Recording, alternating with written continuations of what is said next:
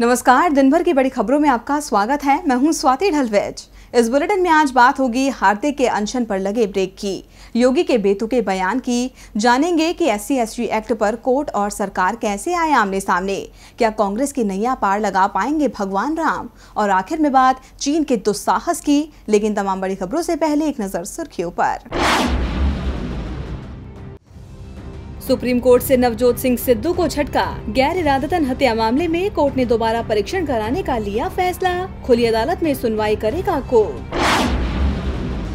गिरते रुपए और पेट्रोल डीजल के बड़े दामों ने बढ़ाई सरकार की चिंता। चौतरफा घिरी सरकार ने बुलाई आर्थिक समीक्षा बैठक। सूत्रों के मुताबिक शनिवार को हो सकती है बैठक।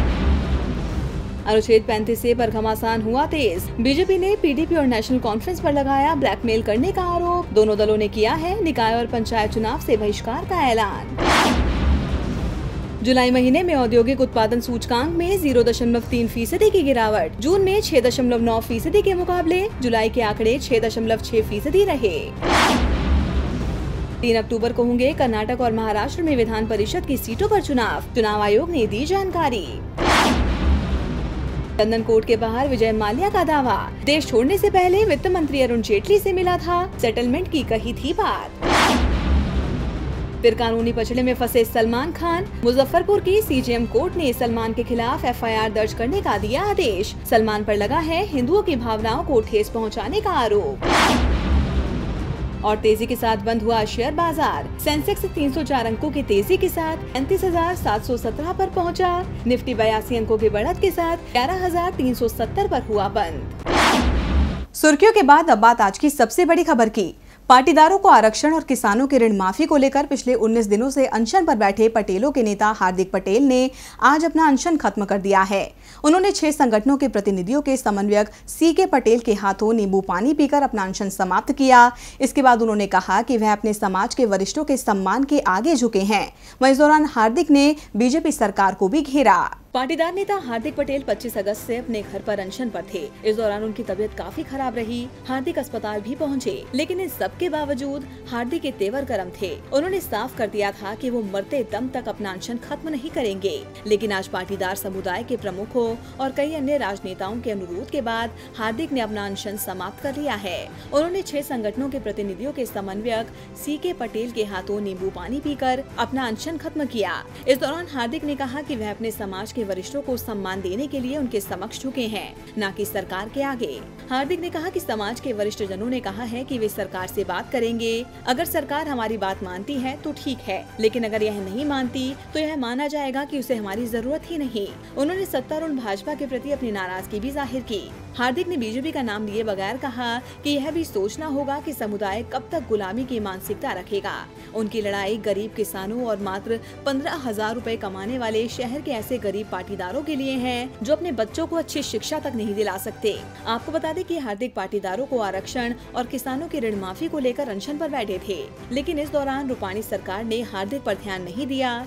सरकार ने साफ कर दिया कि वो किसी भी पाटीदार नेता से बात करेंगे, लेकिन हार्दिक से नहीं। सरकार के इस रुख के बाद भी हार्दिक अपनी जिद पर अड़े थे, मगर अब उन्होंने अपना अनशन खत्म कर नए सिरे से लड़ाई लड़ने की बात कही है। DV लाइव की रिपोर्ट। हार्दिक पटेल 19 दिनों तक अनशन करते रहे, लेकिन सरकार ने उनकी एक ना सुनी। जाहिर है कि अब हार्दिक नए सिरे से सरकार को घेरेंगे। वैसे घेर तो योगी सरकार भी सकती है, क्योंकि CM आदित्यनाथ योगी ने बयान ही ऐसा दिया है। योगी ने किसानों को सलाह दी है कि वो गन्ना कम उगाएं, क्योंकि ज्यादा चीनी खाने से लोगों को डायबिटीज होती है। माना जा रहा है कि इस बयान के बाद गन्ना किसानों की नाराजगी बढ़ सकती है। बीजेपी के नेताओं में अजीबोगरीब बयान देने का चलन तेजी से बढ़ता जा रहा है। त्रिपुरा के मुख्यमंत्री बिप्लब देब अपने बेतुके बयानों के लिए चर्चा में बने रहे हैं। वहीं सूची में उत्तर प्रदेश के CM आदित्यनाथ योगी का नाम भी जुड़ गया है।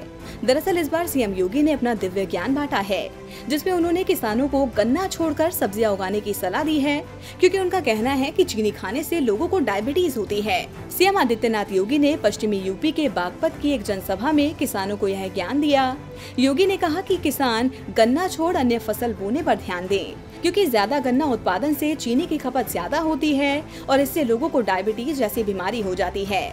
योगी भले ही डायबिटीज के लिए चीनी को जिम्मेदार ठहरा रहे हैं, लेकिन विज्ञान इस बारे में कुछ और ही कहता है। किसी भी रिसर्च में यह बात सामने नहीं आई है कि ज्यादा चीनी खाने और डायबिटीज होने का आपस में कोई संबंध है। विज्ञान के मुताबिक यह शरीर में इंसुलिन की कमी से होता है और यहाँ सीएम योगी डायबिटीज को चीनी से जोड़ रहे हैं। वैसे उनके इस बयान को गन्ना किसानों की मांग से पल्ला झाड़ने के तौर पर भी देखा जा रहा है। आपको बता दें कि यूपी में गन्ना किसान पिछले काफी समय से योगी सरकार से कर्ज माफी और बकाया भुगतान की मांग कर रहे हैं। अपनी मांगों को लेकर उन्होंने प्रदर्शन भी किया था। इस पर सरकार ने कोई कदम तो नहीं उठाया, लेकिन सूबे के सीएम उन्हें गन्ना कम उगाने की सलाह जरूर दे रहे हैं। डीबी लाइव की रिपोर्ट। किसानों के मुद्दे पर सरकार पहले ही घिरी हुई है, लेकिन बावजूद इसके बीजेपी नेता अजीबोगरीब बयान देते हैं, जिस पर सरकार की परेशानी बढ़ जाती है। मुश्किलें तो SC/ST एक्ट ने भी सरकार के लिए खड़ी कर रखी हैं। सुप्रीम कोर्ट के फैसले को पलटने के लिए भले ही सरकार ने संसद से कानून पास करा दिया हो, लेकिन इसे लेकर अभी भी पूरी तस्वीर साफ नहीं हुई है। दरअसल इलाहाबाद हाई कोर्ट की लखनऊ बेंच ने SC/ST एक्ट में सीधे गिरफ्तारी पर रोक लगाने के निर्देश दिए हैं। शिवराजी देवी द्वारा राजेश मिश्रा व अन्य 3 लोगों के खिलाफ गोंडा जिले के कांड्रे थाने में 19 अगस्त को SC/ST एक्ट में मुकदमा दर्ज किया गया था। SC/ST एक्ट के प्रावधानों में सीधे गिरफ्तारी का प्रावधान है, लेकिन गिरफ्तारी से बचने के लिए आरोपियों ने हाई कोर्ट की शरण ली। सुनवाई के दौरान हाई कोर्ट ने साफ किया कि जिन मामलों में सजा 7 साल से कम है, उनमें बगैर नोटिस गिरफ्तारी न की जाए। ऐसे मामलों में मुकदमा विवेचक स्वयं से यह सवाल करे कि आखिर गिरफ्तारी किस लिए आवश्यक है। उच्च न्यायालय की लखनऊ पीठ में न्यायमूर्ति अजय लांबा और न्यायमूर्ति संजय हरकौली की पीठ ने इसमें सुप्रीम कोर्ट के आदेश का हवाला दिया। हाई कोर्ट ने कहा कि 2014 में सुप्रीम कोर्ट ने अनरेश कुमार मामले में गिरफ्तारी को लेकर स्पष्ट दिशा निर्देश जारी किए हैं, जिसमें CRPC की धारा 41 और 41A 7 साल से कम की सजा वाले प्रावधान में सीधे गिरफ्तारी को रोकती है। आरोपी को तब तक गिरफ्तार नहीं किया जाएगा जब तक पुलिस रिकॉर्ड में उसकी गिरफ्तारी के पर्याप्त कारणों को स्पष्ट न किया गया हो। इससे पहले SC/ST एक्ट के तहत अपराध में सुप्रीम कोर्ट ने नए दिशा निर्देश जारी किए थे।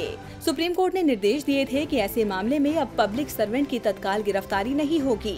गिरफ्तारी से पहले आरोपों की जांच जरूरी है और गिरफ्तारी से पहले जमानत भी दी जा सकती है। सुप्रीम कोर्ट के इस फैसले के खिलाफ दलितों का गुस्सा भड़क उठा था और उन्होंने 2 अप्रैल को भारत बंद बुलाया था। बंद में हुई हिंसा से घबराकर सरकार ने संसद में कानून बनाकर सर्वोच्च न्यायालय के आदेश को पलट दिया, लेकिन अब हाई कोर्ट का नया आदेश सरकार की मुश्किलें बढ़ा सकता है। डीबी लाइव की रिपोर्ट। SC/ST एक्ट पर लगातार घमासान छिड़ा हुआ है और अब तो इस मामले को लेकर एक तरह से कोर्ट और सरकार भी आमने सामने आ गए हैं। वैसे भीमा कोरेगांव हिंसा मामले को लेकर भी सरकार निशाने पर है। आज इस मामले पर सुनवाई होनी थी, लेकिन उसे टाल दिया गया और अदालत ने 5 सामाजिक कार्यकर्ताओं की नजरबंदी की अवधि 17 सितंबर तक बढ़ा दी है। भीमा कोरेगांव हिंसा मामले में पुणे पुलिस ने बीते दिनों देश भर में छापेमारी की थी और इस मामले में कवि Varavara Rao, Vernon Gonsalves, Arun Ferreira, वकील सुधा भारद्वाज और पत्रकार और मानवाधिकार कार्यकर्ता गौतम नवलखा को गिरफ्तार किया था। 5 की गिरफ्तारी के बाद से ही घमासान छिड़ा हुआ है। इस मामले पर कोर्ट ने सख्त टिप्पणी करते हुए सभी को घर में नजरबंद करने का आदेश दिया था और केंद्र और राज्य सरकार को नोटिस जारी किया था। इस मामले पर आज सुनवाई होनी थी, लेकिन अदालत ने इसे 17 सितंबर तक टाल दिया है। अगली सुनवाई तक 5 आरोपियों को घर में नजरबंद करने का आदेश दिया है। बताया जा रहा है कि याचिकाकर्ताओं की ओर से वरिष्ठ अधिवक्ता अभिषेक मनु सिंघवी को बहस करनी थी, लेकिन वह अन्य मामलों में व्यस्त होने की वजह से उपलब्ध नहीं हो पाए, जिसके चलते सुनवाई टाल दी गई। आपको बता दें कि इससे पहले मामले में 6 सितंबर को सुनवाई हुई थी, लेकिन अदालत ने 12 सितंबर तक नजरबंदी बढ़ा दी थी। वहीं आज भी सुनवाई नहीं हो सकी। अब अगली सुनवाई में 5 आरोपियों पर कोर्ट फैसला सुनाएगा। गौरतलब है कि इस मामले में महाराष्ट्र पुलिस दावा कर रही है कि उसके पास पुख्ता सबूत हैं। अपने हलफनामे में पुलिस ने कहा है कि ये गिरफ्तारियां शक के आधार पर नहीं बल्कि सबूतों के आधार पर हुई हैं। डीबी लाइव की रिपोर्ट। भीमा कोरेगांव मामले में सुप्रीम कोर्ट क्या फैसला सुनाता है, वो अगली सुनवाई में सबके सामने होगा। बात करते हैं मध्य प्रदेश में कांग्रेस के दांव की। अभी तक बीजेपी ही राम नाम के सहारे अपनी नैया पार लगाने की कोशिश में जुटी थी, लेकिन मध्य प्रदेश में आगामी चुनाव से पहले अब कांग्रेस भी राम नाम आलाप रही है। अब कांग्रेस ने ऐलान किया है कि सत्ता में आने पर उनकी पार्टी राम वन गमन पथ का निर्माण कराएगी। क्या बीजेपी की राह पर चल पड़ी है कांग्रेस? क्या राम पार लगाएंगे मध्य प्रदेश में कांग्रेस की नैया? ये सवाल इसीलिए क्योंकि आगामी चुनाव से पहले अब कांग्रेस ने भी राम पर बड़ा दांव खेला है। दरअसल कांग्रेस ने ऐलान करते हुए कहा है कि अगर उनकी सरकार सत्ता में आती है तो वो राम पथ और नर्मदा परिक्रमा पथ का निर्माण कराएगी। पूर्व मुख्यमंत्री दिग्विजय सिंह ने कहा कि मुख्यमंत्री शिवराज सिंह चौहान ने राम पथ बनाने का वादा किया था, लेकिन आज तक अधूरा है, लेकिन हम लोग इसे बनाएंगे। उन्होंने कहा कि नर्मदा परिक्रमा के वक्त उन्होंने महसूस किया कि नर्मदा की परिक्रमा के लिए पथ बनाया जाना चाहिए ताकि लोगों को सुविधा हो। दरअसल सीएम शिवराज सिंह चौहान ने 12 साल पहले घोषणा की थी कि वनवास के दौरान राम भगवान मध्य प्रदेश के जिस जिस स्थान से होकर गुजरे थे वहां पर राम पथ बनाया जाएगा। वो वादा सिर्फ वादा ही रह गया, लेकिन कांग्रेस ने राम की राह जरूर पकड़ ली है। आपको बता दें कि कांग्रेस पार्टी 21 सितंबर से राम वन गमन पथ यात्रा निकाल रही है। कांग्रेस का कहना है कि बीजेपी और मुख्यमंत्री राम पथ बनाने की बात भूल चुके हैं और कांग्रेस इसे आगे ले जाएगी। इस मामले में बीजेपी की राह पर जाने के सवालों पर भी कांग्रेस ने जवाब दिया है। कांग्रेस के वरिष्ठ नेता कमलनाथ ने कहा कि बीजेपी धर्म का राजनीतिक मंच पर उपयोग करती है। हम राम गमन पथ का निर्माण करेंगे। चुनाव से कुछ वक्त पहले कांग्रेस ने यह ऐलान कर बीजेपी की बेचैनी बढ़ा दी। कांग्रेस के इस वार से बचने के लिए अब बीजेपी क्या कदम उठाती है, ये देखना बाकी है। डीबी लाइव की रिपोर्ट। तो राम नाम के सहारे मध्य प्रदेश में कांग्रेस अपनी नैया पार लगाना चाहती है। वैसे मोदी सरकार भी किसानों को साधने का कोई मौका नहीं छोड़ रही, क्योंकि मोदी सरकार जानती है कि देश का अन्नदाता उससे बेहद नाराज है और यह नाराजगी 2019 में उसे भारी पड़ सकती है। इसलिए सरकार लगातार खुद को किसानों का हितैषी बताने में जुटी है।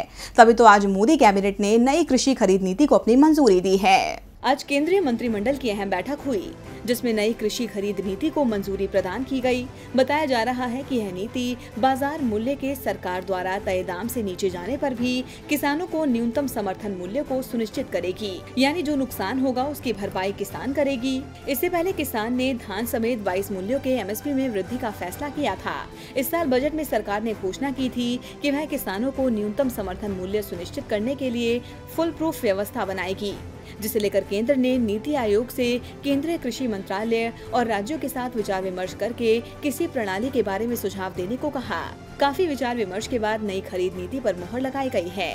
बताया जा रहा है कि नई नीति के तहत राज्य पीएसएस या पीडीपी चुन सकते हैं या किसानों को एमएसपी सुनिश्चित करने के लिए खरीद के काम में निजी कंपनियों को साथ कर सकते हैं। वहीं सूत्रों के मुताबिक सरकार ने एथेनॉल के दाम भी 25% बढ़ा दिए हैं।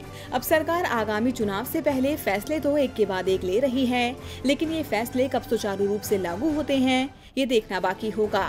डीबी लाइव की रिपोर्ट। और बुलेटिन के आखिर में बात चीन के दुस्साहस की। डोकलाम विवाद को अभी कोई भुला भी नहीं पाया था कि इस बीच चीनी सैनिकों ने फिर से दुस्साहस की कोशिश की है। अब उत्तराखंड के बाड़ाहोती क्षेत्र में चीनी सैनिकों की घुसपैठ की खबर है। बताया जा रहा है कि बीते महीने अगस्त में 3 बार चीनी सैनिक इस क्षेत्र में करीब 4 किलोमीटर अंदर तक घुस आए थे। हालांकि आईटीबीपी जवानों के विरोध के बाद चीनी सैनिकों को अपने कदम पीछे खींचने पड़े। वैसे तो चीन खुद को भारत का दोस्त बताता है, लेकिन ड्रैगन की चाल तो कुछ और ही है। तभी तो डोकलाम में भारत को आंख दिखाने के बाद अब चीनी सैनिकों ने भारतीय सीमा में घुसपैठ की है। आईटीबीपी की एक रिपोर्ट के मुताबिक चीन ने पिछले महीने अगस्त में 3 बार भारतीय सरजमी में घुसपैठ की है। बताया जा रहा है कि चमोली से सटी सीमा पर बाड़ाहोती क्षेत्र में चीनी सैनिकों ने 6 अगस्त, 14 अगस्त और 15 अगस्त को घुसपैठ की थी। चीनी आर्मी 4 किलोमीटर तक अंदर तक घुस आई थी। आईटीबीपी के कड़े विरोध के बाद ड्रैगन सेना वापस गई थी। बताया जा रहा है कि इससे पहले भी चीनी सैनिक 26 जुलाई को भारतीय सीमा में दाखिल हुए थे। उस वक्त करीब 150 से 200 चीनी सैनिक भारतीय सीमा में घुस आए थे। तब आईटीबीपी की अग्रिम चौकी रिमखिम पर तैनात जवानों से गश्त के दौरान उनका सामना हुआ था। आपको बता दें कि चमोली में चीन से जुड़ी भारतीय सीमा घुसपैठ की दृष्टि से संवेदनशील मानी जाती है, खासतौर पर 80 वर्ग किलोमीटर में फैला बाड़ाहोती चारागाह। बताया जा रहा है कि जून के दूसरे सप्ताह में भी इस क्षेत्र में 2 चीनी हेलीकॉप्टर देखे गए थे, जिसके बाद 18 जुलाई को प्रशासन का 17 सदस्यीय दल सीमावर्ती क्षेत्र का जायजा लेने रवाना हुआ था। गौरतलब है कि ड्रैगन पहले भी कई बार घुसपैठ की कोशिश कर चुका है। 2015 में चीनी सैनिकों द्वारा चरवाहों के खाद्यान्न को नष्ट करने की घटना भी सामने आई थी। डीबी लाइव की रिपोर्ट। तो बड़ी खबरों में फिलहाल के लिए इतना ही। ताज़ा खबरें जानने के लिए देखते रहिए डीबी लाइव। नमस्कार। हमारे चैनल से जुड़े रहने के लिए YouTube पर टाइप करें डीबी लाइव, सब्सक्राइब बटन को क्लिक करें और बेल आइकन को दबाना न भूलें ताकि खबरें आप तक पहुंचती रहें।